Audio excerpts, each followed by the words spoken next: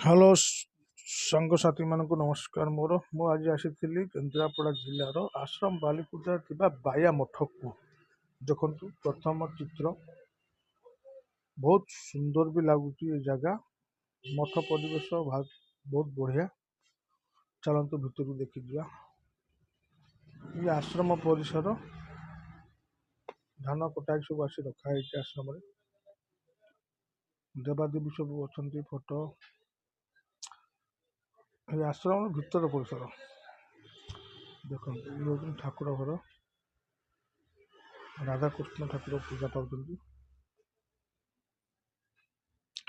ଆଉ ଟିକେ ଭିତରକୁ ଯିବା। କେତେ ପରିବେଶ କେତେ ସୁନ୍ଦର ହେଇଛି ଦେଖନ୍ତୁ।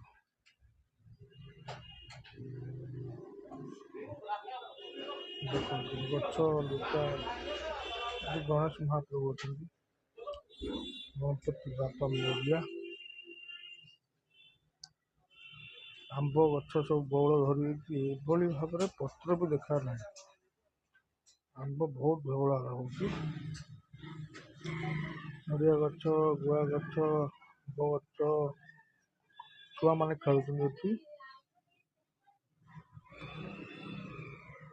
ଦେଖନ୍ତୁ ବହୁତ ବଡ଼ ଏରିଆ ନେଇକି ହେଇଛି। ଅରୁଣ ସ୍ତମ୍ଭ, ପ୍ରଭୁ ବଜରଙ୍ଗବାଲି। ଦେଖନ୍ତୁ ବଜରଙ୍ଗବାଲି ବିରାଜିତ ହେଇଛନ୍ତି। ଇଏ ହେଉଛନ୍ତି ଜଗନ୍ନାଥ ମନ୍ଦିର। ଇଏ ହେଉଛି ଜଗନ୍ନାଥ ମନ୍ଦିର।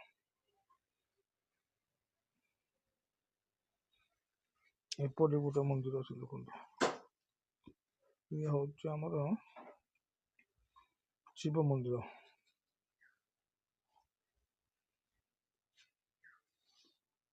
ଛୋଟ ଛୁଆ ତାର ଖେଳିଛନ୍ତି। ବହୁତ ସୁନ୍ଦର ଅନୁଭୂତି।